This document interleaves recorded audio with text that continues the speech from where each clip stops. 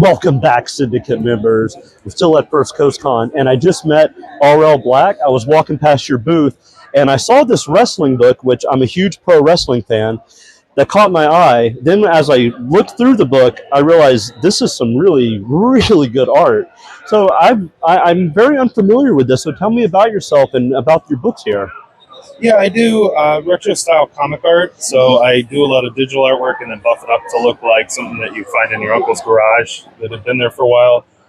Most of the time I do a lot of horror and science fiction, and I wanted something a little bit lighter, so I decided I'd had this idea floating around for Intergalactic Wrestling Federation, and it's just like a sandbox where I can throw any characters in it that I want, have a Royal Rumble, whatever, and everybody just shows up and beats each other up. And I spend most of the time at the art board just giggling, and it's a lot of fun. So yeah, and since I've come to conventions, it's been one of my best-selling pieces. Oh. I sell out usually at most of the conventions. So I'm going to try to later this year do it bi-monthly.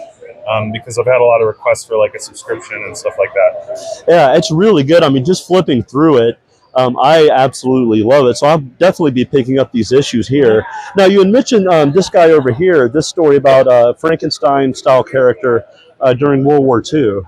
What can you tell me about that?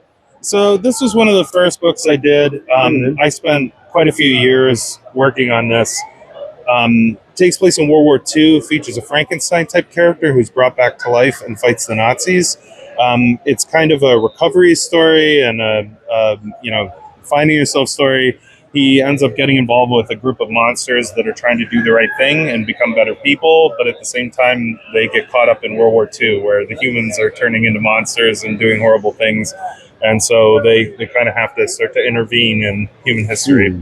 Wow, that's great. Yeah. And so you were saying that you're going to come out with like a monthly on this one? I'm going to try to do bi-monthly. Bi-monthly. I think starting out, and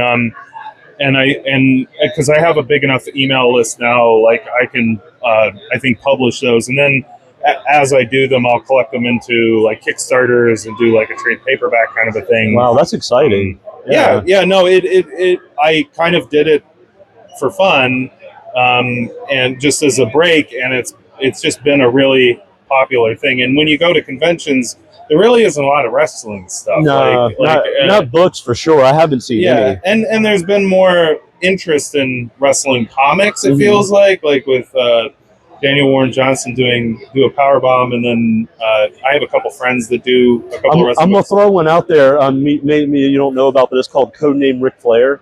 Oh wow, it's really good. That sounds interesting. Ric Flair as a spy during the '80s when he was wrestling. Oh my goodness, that's amazing.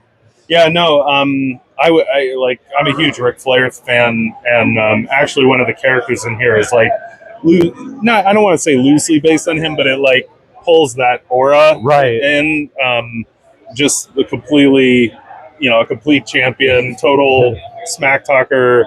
I don't want to say unstoppable, but just the world. There's no way the world's going to hold this person back, and so yeah. So that's what I try to capture when I'm doing the book. I try to capture how I felt watching wrestling as a kid, but doing it in a futuristic sci-fi setting with like mutants, monsters, robots. Like, so I kind of also mix in stuff that would be like Teenage Mutant Ninja Turtles or things that are a little bit more. What I love about it though is even with those elements in there, the ring, the people in the background, that all looks like straight up pro wrestling. I would say like late '80s, early '90s, like. Yeah. It's pretty good stuff. Oh yeah, I have a lot of like Royal Rumble footage for and different matches and stuff like the Steamboat, Macho Man that I use as reference. Like I'll have it in the background while I'm working, so that I keep that in the front of my brain. It's like trying to incorporate moves like different shticks in the ring that people would do and things that, different tropes. Like I try to incorporate that into it to make it fun, but I always try to do it with a little bit of a twist. Like it's definitely a sci-fi book. So there's, people with stretch powers and there's robots with chainsaw hands and, so it's never. That's the intergalactic part. Yeah, that's the intergalactic part. it gets a little bit crazy with that. So, Well, great. Thank you so much for taking the time. Actually, where can the syndicate members get your books if they're not here today? yeah, the best place would be rlblack.inc, which is my website, rlblack.inc. And then I'm also on Instagram as rlblack.inc. And if you look up RL Black, you'll find it. Great. And they can get all my books. I have limited edition art prints that and again, all of it's retro style comic art. Nice. So from that. From a bunch of genres. So if you like fantasy, there's fantasy stuff. If you like science fiction, there's that. Horror, I do a lot of horror stuff when I'm doing portraiture and stuff like that. Great. Well, thank you so much. It was great meeting you. Yeah. I'm going to pick some books up, and we'll see you again, syndicate members. Thank you so much.